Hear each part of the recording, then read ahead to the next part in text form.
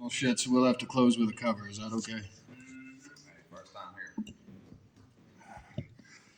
So, all right, we're going to go real old school with this one.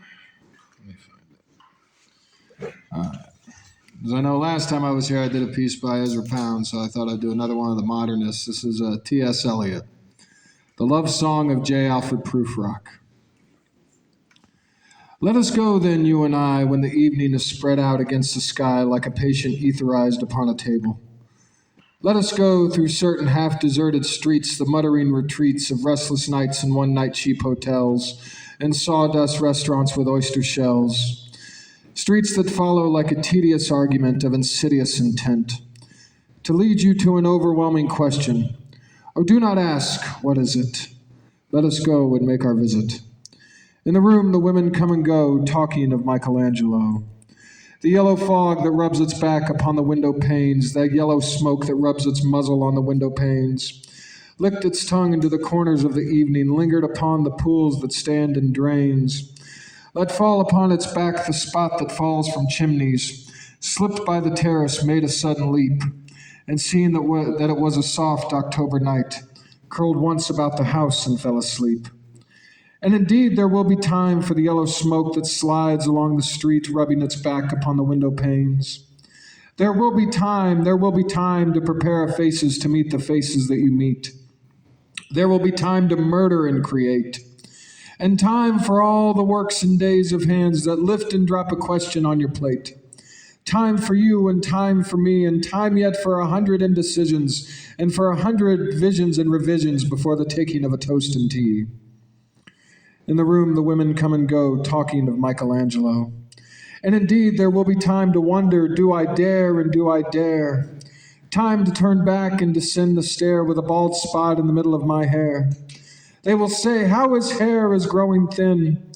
My morning coat, my collar mounted firmly to the chin, my necktie rich and modest, but asserted by a simple pin.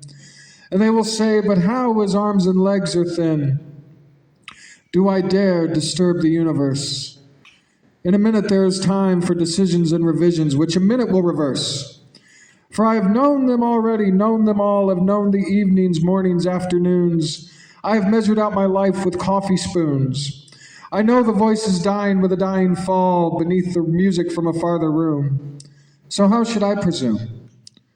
And I have known the eyes already, known them all, the eyes that fix you in a formulated phrase. And when I am formulated sprawling on a pen, when I am penned and wriggling on the wall, then how should I begin to spit out all the butt ends of my days and ways? And how should I presume? And I have known the arms already, known them all, arms that are braceleted, white and bare, but in the lamplight downed with light brown hair. Is a perfume from a dress that makes me so digress, arms that lie along a table or wrap around a shawl. And should I then presume, and how should I begin? Shall I say I have gone at dusk through narrow streets and watched the smoke that rises from pipes of lonely men in shirt sleeves leaning out of windows? I should have been a pair of ragged claws scuttling across the floors of silent seas. In the afternoon, the evening sleeps so peacefully, smoothed by long fingers. Asleep, tired, or it malingers. Stretched on the floor here beside you and me, should I, after tea and cakes and ices, have the strength to force the moment to its crisis.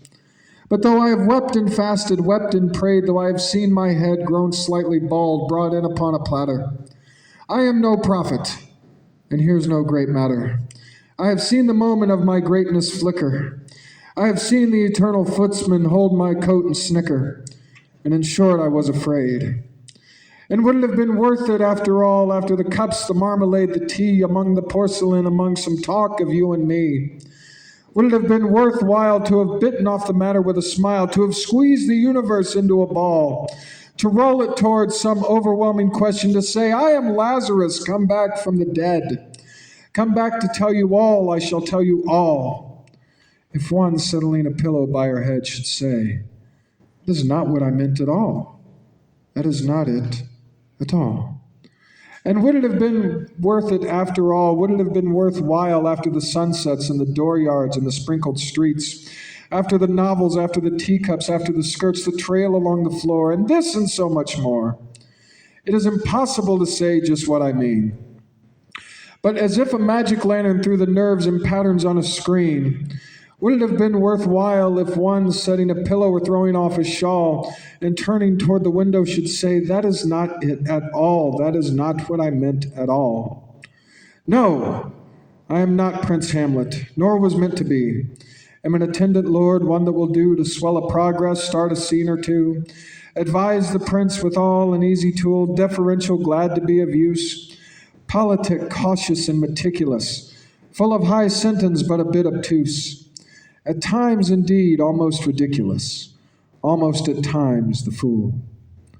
I grow old, I grow old. I shall wear the bottoms of my trousers rolled. Shall I part my hair behind? Do I dare to eat a peach? I shall wear white flannel trousers and walk upon the beach.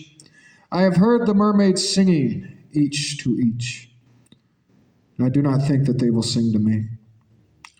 I have seen them riding seaward on the waves, combing the white hair of the waves blown back, when the wind blows the water white and black. We have lingered in the chambers of the sea, by sea-girls wreathed with seaweed red and brown, till human voices wake us and we drown. Thank you. That closes us out.